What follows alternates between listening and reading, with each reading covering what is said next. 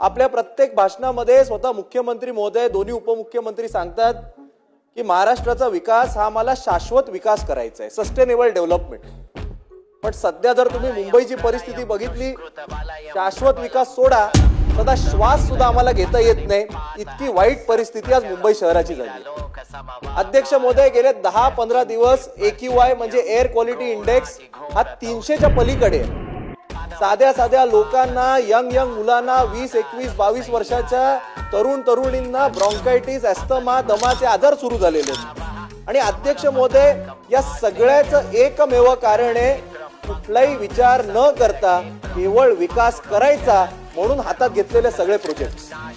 अध्यक्ष महोदय, आजच टाइम्स ऑफ इंडियाची बातमी आहे, AQI वाढल्यानंतर मुंबई महानगरपालिकेने 9000 शोकॉज नोटिसेस दिल्या.